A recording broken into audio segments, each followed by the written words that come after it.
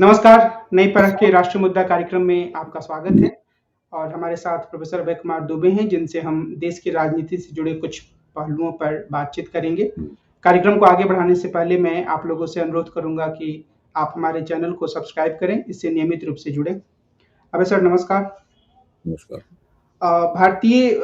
भारत सरकार के खेल विभाग ने यह फैसला किया है कि जो कुश्ती संघ के जो चुनाव हुए थे, उसको उन्होंने एक तरीके से रद्द कर दिया है और नए अध्यक्ष या पूरे कुश्ती संघ को निलंबित कर दिया है। तो क्या यह दिखाता है कि जो दबाव साक्षी मलिक संन्यास लेने से और बजरंग पूनिया द्वारा अपने अवार्ड लौटाने से बना था, उसका यह असर है? देखिए, ये तो स्पष्ट रूप से श्रेय साक्षी मलिक, बजरंग पूनिया और वीरेंद्र सिंह यादव उर्फ गूंगा पहलवान को जाएगा। ये भी एक बड़े खिलाड़ी हैं जिन्होंने गूंगे बहरों के लिए होने वाले ओलंपिक में पदक प्राप्त किया था। इनको भी पद्मश्री मिला था। तो गूंगा पहलवान ने कहा है कि वो भी अपना पद्मश्री लौटा देंगे। इसके बाद अभिनव बिंद्रा ने भी टिप्पणी की थी कि ये जो कुश्ती के मामले में जो हो रहा है ये बहुत ही दुखद है। उसके बाद में गूंगा पहलवान ने सचिन तेंदुलकर और कपिल देव को भी अपना जो ट्वीट जो है वो टैग किया था। तो इसके जरिए खिलाड़ियों की और जो भारत के नए स्पोर्ट्स स्टार हैं, जो भाला फेंकते हैं, जेवलिन फेंकते हैं, चोपड़ा, उनको भी टैग किया था। इसके जरिए खिलाड़ियों की एक बहुत बड़ी नेटवर्किंग बन रही थी, जिससे सरकार की प्रतिष्ठा का लगातार क्षय हो रहा था। खुद भारतीय जनता पार्टी के जो समर्थक हैं, उनको भी ये बात समझ में नहीं आ रही थी कि सरकार बृजभूषण शरण सिंह का इतना समर्थन क्यों कर रही है, या उनकी गतिविधियों की तरफ से उसने आंखें क्यों बंद किए हुए हैं। ये सही है कि बृजभूषण शरण सिंह ने कोशिश करके, तिकड़मे करके और सरकार और पुलिस की मदद से पोक्सो केस से अपना नाम वापस निकलवा लिया था। ये तो उन्होंने तिकड़म में कामयाब रहे, लेकिन उनके ऊपर पोक्सो ना सही लेकिन यौन शोषण का मुकदमा अभी भी है। और जो बंदा जीतता है वो बड़े पैमाने पर बृजभूषण शरण सिंह के ऊपर को मालाएं पहनाता है और वो कहते हैं कि हमारा दबदबा था और रहेगा, और ये तो ईश्वर की देन है। मतलब वो इस तरह के व्यक्ति नहीं है बृजभूषण शरण सिंह, जो कि अपने दबदबे को शांतिपूर्वक स्वीकार करें, बल्कि वो उसकी डींगे भी मारते हैं।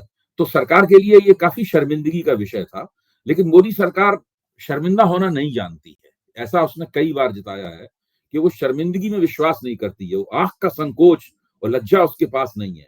जब तक वो हर चीज का चुनावी आकलन न कर ले, तब तक वो लोग कदम नहीं उठाते हैं। मानवीय दृष्टि से वो कभी कोई कदम नहीं उठाते हैं, नैतिक दृष्टि से वो कभी कोई कदम नहीं उठाते हैं। वो हमेशा चुनावी दृष्टि से कदम उठाते हैं। और इस समय स्थिति यह है कि जाटों के वोट पाने के लिए सारे राजनीतिक दल आपस में होड़ कर रहे हैं। न केवल भारतीय जनता पार्टी, क्योंकि लोगों को लग रहा है कि जाटों के वोट जो है फ्लोटिंग हो गए हैं। अब वो भारतीय जनता पार्टी की जेब में पड़े हुए वोट नहीं है। पश्चिमी उत्तर प्रदेश के जाटों ने भी पिछले विधानसभा चुनावों में भारतीय जनता पार्टी को उस तरह वोट नहीं किया था जो इससे पहले करते रहे थे। हरियाणा के जाट भाजपा से पहले से ही बहुत नाराज हैं। पंजाब के जो जाट सिख हैं वो भारतीय जनता पार्टी के बिल्कुल खिलाफ हैं। एकदम एक एक व्यक्ति भारतीय जनता पार्टी के खिलाफ वोट देता है। क्योंकि पंजाब में भाजपा की ज्यादा कोई राजनीतिक औकात नहीं है, इसलिए उन्हें कोई बहुत ज्यादा भाजपा के खिलाफ वोट नहीं करना पड़ता। लेकिन अगर उनका बस चले तो वो वास्तव में वो ऐसा करें। राजस्थान के जाटों ने भी इस बार दिखाया है कि जहां भाजपा चुनाव जीती जरूर है, लेकिन उन्होंने भारतीय जनता पार्टी को उस तरह से वोट नहीं दिया जिस तरीके से गुर्जरों ने दिया, जिस तरीके से मीणाओं ने दिया और जिस तरीके से ऊंची जातियों ने और ओबीसी ने दिया। जो जाट पट्टी है उसमें कांग्रेस को चुनावी फायदा हुआ है। इसका सीधा मतलब है कि जाट कम्युनिटी अपने वोटों, अपनी मतदान प्राथमिकताओं पर पुनर्विचार कर रही है। यह प्रक्रिया किसान आंदोलन से शुरू हुई थी और अभी तक ये लगातार जारी है। तमाम कोशिशें करने के बावजूद भाजपा को अभी इस बात की कोई सिक्काबंद गारंटी नहीं मिली है कि जाट वोट उसे निश्चित रूप से मिलेंगे ही। उन्होंने उत्तर प्रदेश की जो अध्यक्षता है वो भाजपा के एक जाट नेता को थमा दी। इसके बावजूद भी इस बात की कोई गारंटी नहीं मिली है भाजपा को। तो भाजपा चिंतित है और जाट वोट पाने के लिए चारों तरफ चरण सिंह की प्रतिमाएं लग रही हैं। उनके काम को बढ़ा चढ़ा के आंका जा रहा है। अभी खुद उत्तर प्रदेश के मुख्यमंत्री आदित्यनाथ ने चरण सिंह की प्रतिमा पर माल्यार्पण किया। सब लोग चरण सिंह की जो विरासत है, राजनीतिक विरासत है, उसको प्राप्त करना चाहते हैं। तो ये स्थिति चल रही है। ऐसे में मुझे लगता है कि भारतीय जनता पार्टी के जो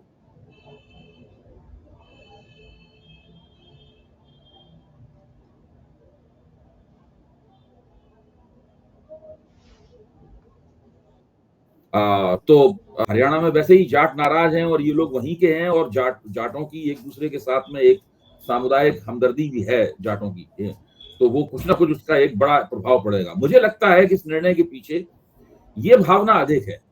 इस निर्णय के पीछे मानवीय दृष्टिकोण नहीं है, इस निर्णय के पीछे मानवीय गरिमा का दृष्टिकोण नहीं है, स्त्रियों की गरिमा की रक्षा का दृष्टिकोण नहीं है। और अगर ये होता तो इसमें बहुत पहले ही कार्रवाई हो चुकी होती। इतने दिन क्या इंतजार करने की जरूरत है? ये मसले तो पहले ही स्पष्ट थे। आपने इतने दिन इंतजार किया। इसी तरह किसान आंदोलन पे भी जो नरेंद्र मोदी ने बिलों की वापसी की थी, वो भी चुनावी हिसाब किताब का परिणाम था। अगर वो चुनावी हिसाब किताब का परिणाम नहीं था तो वो 6 महीने पहले 1 साल तक किसानों को सीमाओं पर न बैठना पड़ता।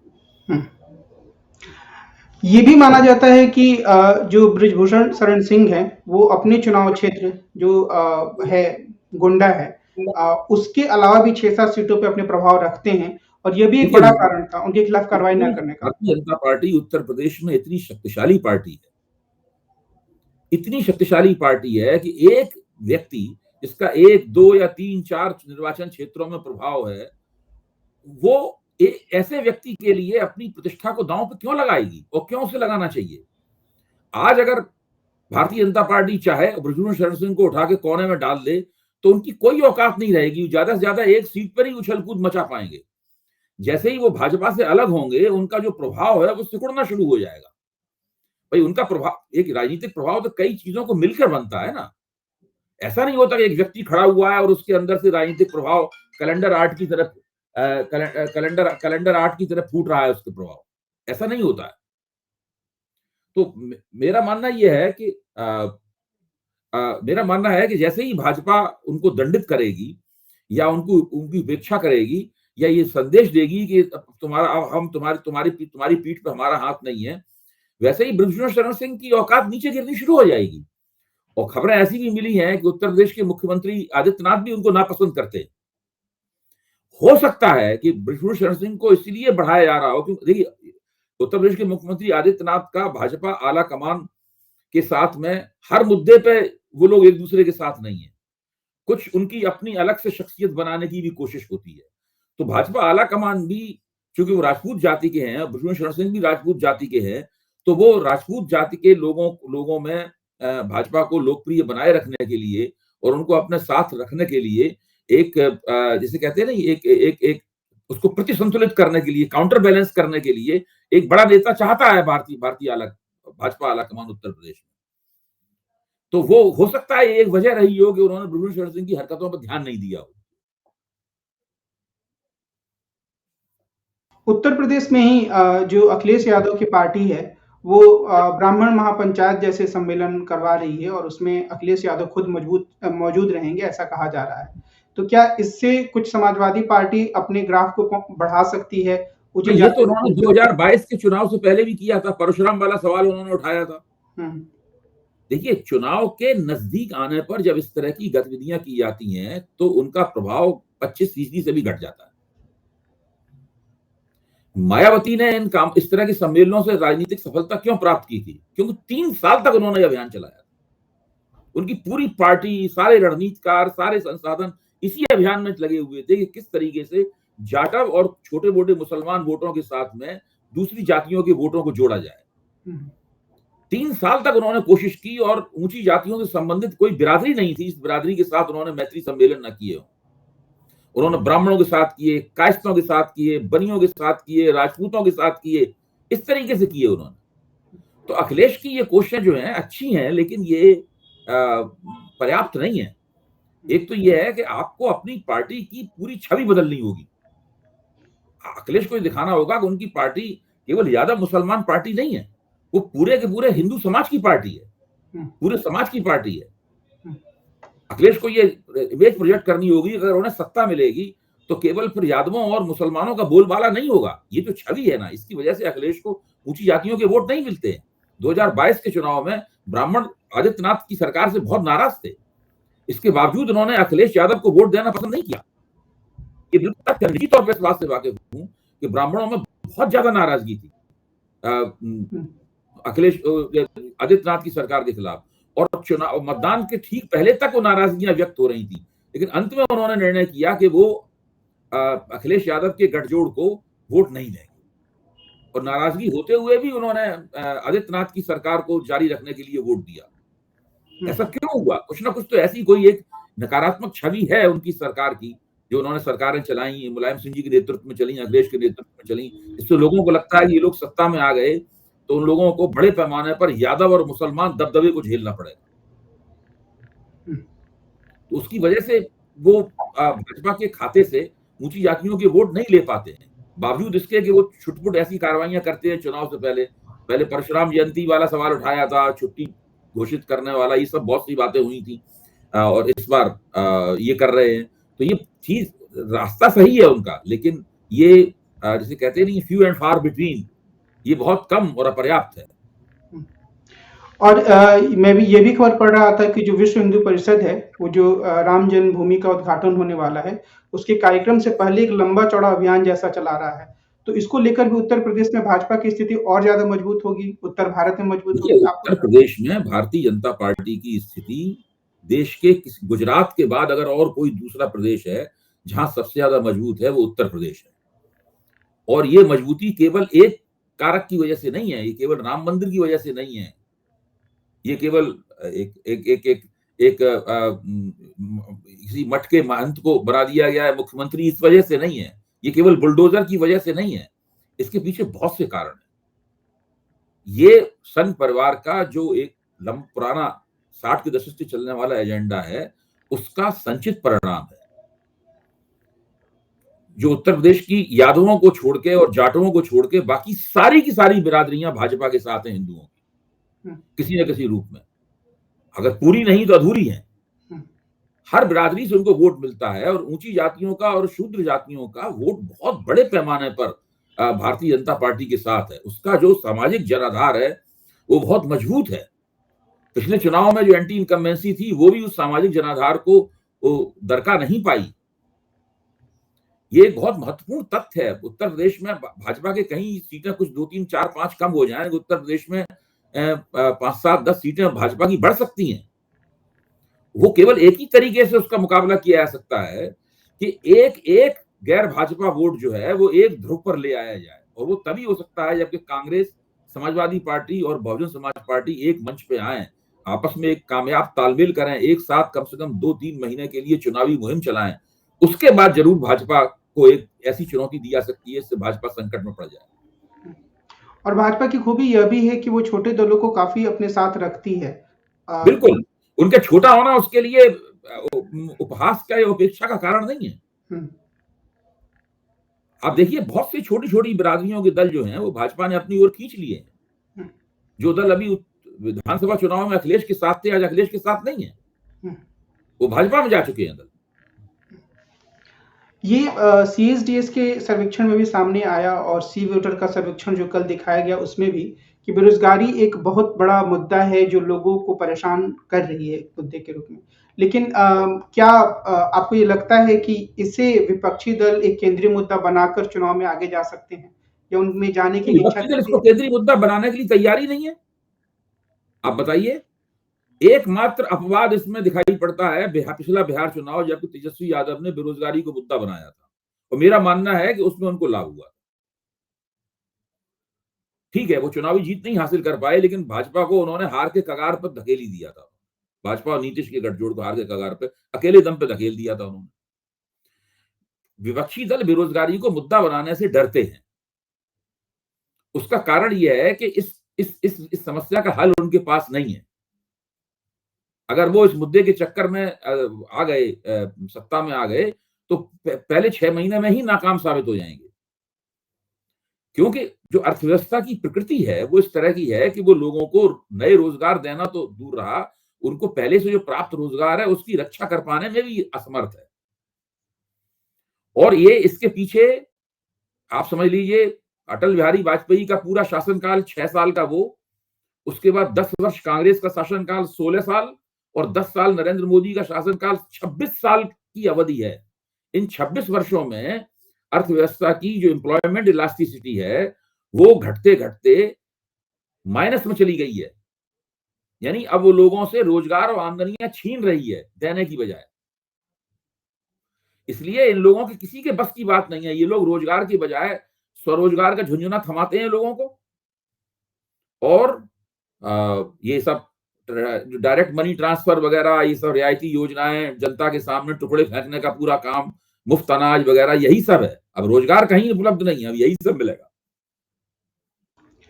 राहुल गांधी ने इस मुद्दे को उठाया संसद के में, जो 2 युवा घुस आए थे उसको आधार बनाकर।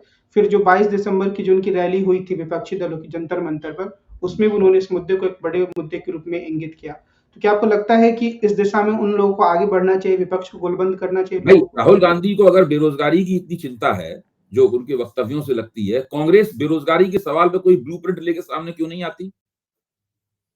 कांग्रेस ऐसे 10 या 5 बिंदुओं को लेकर सामने क्यों नहीं आती ठोस रूप से कि हमें सत्ता मिल गई तो हम इस तरीके से बेरोजगारी खत्म कर देंगे या घटा देंगे? क्यों नहीं आती कांग्रेस? इंदिरा गांधी ने एक जमाने में गरीबी हटाओ नारा दिया था, कांग्रेस तो अभी तक बेरोजगारी हटाओ नारा भी नहीं दे पाई है। मतलब आप दिखा रहे हैं कि बेरोजगारी है, सब लोग जानते हैं कि बेरोजगारी है, लेकिन सवाल ये है कि आपकी एक देश का सबसे पुराना राजनीतिक दल जिसने देश में 60 साल से ज्यादा हुकूमत की है, वो इस मुद्दे से कैसे निपटेगा? उसके पास कोई ब्लूप्रिंट होना चाहिए। वो ब्लूप्रिंट लेके सामने आए, जैसी वो ब्लूप्रिंट लेके सामने आएगी वैसी बहस की दिशा बदल जाएगी। भाजपा को भी उसका कोई जवाब देना पड़ेगा, खंडन करना पड़ेगा। इससे बेरोजगारी का मुद्दा केंद्र में आ जाएगा पूरे। कहां करते हैं, कहां कर रहे हैं ये लोग? कांग्रेस ने कुछ संगठनात्मक बदलाव भी किए हैं पिछले 1-2 दिनों में। क्या उन्हें इसे आप उनके संगठन में गतिशीलता के रूप में देखते हैं या ढाक के नहीं, वो तिरपाल के रूप अच्छी में? बात है, वो अच्छी बात है। संगठनात्मक बदलाव जो किए हैं वो सब बढ़िया बात है उनमें। लेकिन अब आप सोचिए, एक संगठनात्मक बदलाव ये है कि सचिन पायलट को राजस्थान से हटाकर छत्तीसगढ़ में भेज दिया गया है। एक प्रांत का नेता जब दूसरे प्रांत में भेजा जाता है तो किस लिए भेजा जाता है? वो इसलिए भेजा जाता है कि वहां जाकर पॉलिटिकल मैनेजमेंट करेगा, राजनीतिक प्रबंधन करेगा। जाहिर है कि कोई छत्तीसगढ़ में गुर्जर बिरादरी जो बैठी नहीं है, इसका नेतृत्व सचिन पायलट करेंगे। अच्छा, अब उनको पॉलिटिकल मैनेजमेंट के लिए वहां भेजा गया है, तो पॉलिटिकल मैनेजमेंट का उनका रिकॉर्ड क्या है सचिन पायलट का? उनके नेतृत्व में जब वो अध्यक्ष थे तो राजस्थान में चुनाव लड़ा गया और माना गया कि इनके नेतृत्व के कारण जीता गया है। जाहिर है कि उन्होंने बहुत सारे लोगों को टिकट भी दिलवाए होंगे, वो उन विधायकों को भी अपने साथ नहीं रख पाए। वो सब विधायक अशोक गहलोत के साथ चले गए और सचिन पायलट राजस्थान की राजनीति में केवल एक गुर्जर नेता बन के रह गए। यानी राजस्थान में भी उनका जो उनका गृह प्रदेश है, जहां उनके पास जनता भी है गुर्जर वोटों के तौर पे, वो कुछ भी उनका राजनीतिक प्रबंधन शून्य साबित हुआ। फिर आप देखिए, वो गुर्जरों के नेता हैं और कांग्रेस में से गुर्जरों ने इस बार सब भाजपा को वोट दिया है दबा के। एक वोट नहीं दिया कांग्रेस को उन्होंने, सब जगह कांग्रेस हार गई वहां पे। तो आप अपनी पार्टी को भी अपने कुछ वोट नहीं दिलवा पाए।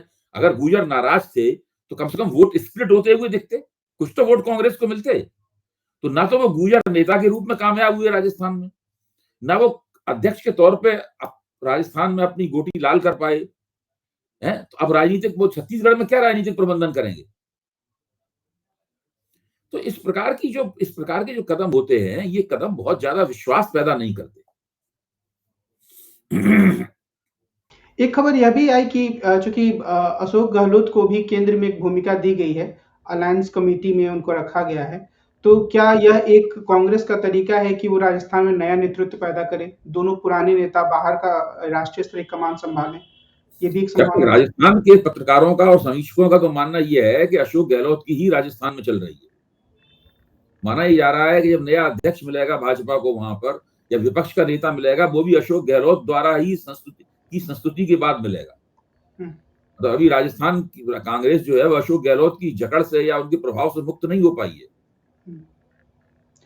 एक ये चीज भी है इंडिया गठबंधन के बारे में कि अलग-अलग राज्यों में एक तस्वीर बन रही है। तो एक राजनीतिक समीक्षक के रूप में मैं आपकी टिप्पणी चाहूंगा। जैसे बंगाल में एक बात कही जा रही है मीडिया में कि ममता बनर्जी 2 सीट देने के लिए तैयार हैं, अखिलेश शायद 3 सीट देने के लिए तैयार हैं, लालू प्रसाद, नीतीश कुमार शायद 4 या 5 देते हैं। तो क्या कांग्रेस को इतनी कुर्बानी देने के लिए तैयार रहना चाहिए?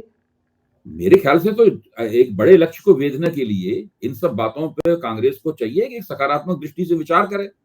भाई थोड़ी कांग्रेस सौदेबाजी करेगी, एक आध सीट, एक दो सीट और कहीं बढ़ जाएगी उसकी, तो जाहिर है कि ये तो कांग्रेस को करना ही पड़ेगा। और उसी लिहाज से कांग्रेस के जो प्रभाव क्षेत्र है वहां अगर दूसरे दल अपना दावा करते हैं तो उसी हिसाब से उनको दूसरे दलों को ध्यान करना चाहिए कि वो वहां पर अगर वास्तव में राष्ट्रीय एकता पेश करनी है राष्ट्रीय मंच पे मोदी के मुकाबले, तो ये सब काम करने ही पड़ेंगे उन्हें। भारतीय जनता पार्टी की 2 दिनों की मीटिंग हुई सारे पदाधिकारियों की, और उससे यह बात सामने आई कि अमित शाह और नरेंद्र मोदी ने लक्ष्य दिया है कि हमें 50% तक वोट हासिल करने हैं। तो क्या ये एक संभव लक्ष्य लगता है आने वाले चुनाव में, या एक माइंड गेम है ये? नहीं, 50% नहीं, उन्होंने ये कहा है कि हमें अपने वोटों को 10% बढ़ाना है। दोनों बातों में फर्क है भाई। ऐसे बहुत से प्रांत हैं जहां पर भारतीय जनता पार्टी पहले से ही 50% से ज्यादा वोट प्राप्त कर रही है। छत्तीसगढ़ में तो भारतीय जनता पार्टी ने, मुझे लगता है कि 2014 के चुनाव में ही 54% वोट हासिल कर लिए थे। मध्य प्रदेश में भी दिल्ली में भी 50% से ऊपर वोट मिले हुए उन्हें। तो वो समझ 50%, बहुत से प्रांतों में जो उसका प्रभाव क्षेत्र है भाजपा को धुआंधार वोट मिले हैं।